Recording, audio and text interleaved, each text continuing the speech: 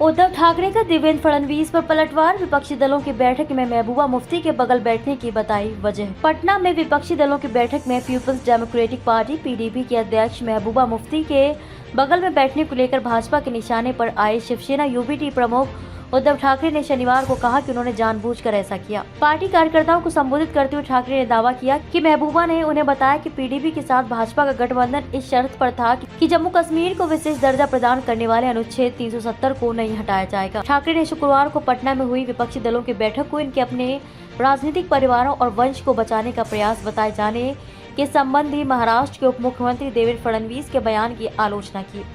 ठाकरे ने कहा कि भाजपा के वरिष्ठ नेता को इतना नीचे नहीं गिरना चाहिए। ठाकरे ने कहा कि मैं जानबूझकर उनके बगल में बैठा था। भारतीय जनता पार्टी के प्रतिद्वंदियों पर निशाना साधते हुए फडणवीस ने शुक्रवार को कहा था कि विपक्षी दलों की बैठक केंद्र में नरेंद्र मोदी नीति सरकार को हटाने के लिए नहीं बल्कि वंशवादी राजनीति को बचाने के लिए थी। फडणवीस ने कहा कि कश्मीर में पीडीपी नेता महबूबा मुफ्ती के साथ गठबंधन करने पर उद्धव ठाकरे हमारी आलोचना करते थे। अब वे महबूबा मुफ्ती के बगल में बैठे और गठजोड़ करने की बात कर रहे हैं। ठाकरे ने पलटवार करते हुए कहा कि इस पर ठाकरे ने पलटवार करते हुए कहा कि जो लोग आपके साथ वे पाक साफ हैं। आप जब महबूबा के साथ गए तब आपने हिंदुत्व छोड़ दिया। हम आपके नकली हिंदुत्व का बुर्का फाड़ देंगे। ठाकरे ने प्रधानमंत्री मोदी और केंद्रीय गृह मंत्री अमित शाह सहित भाजपा नेताओं के साथ महबूबा की तस्वीरें लहराई और कहा कि उनकी पार्टी ने हिंदुत्व को नहीं छोड़ा है। फडणवीस पर पलटवार करते हुए ठाकरे ने कहा कि मैं अपने परिवार को लेकर बहुत संवेदनशील हूँ।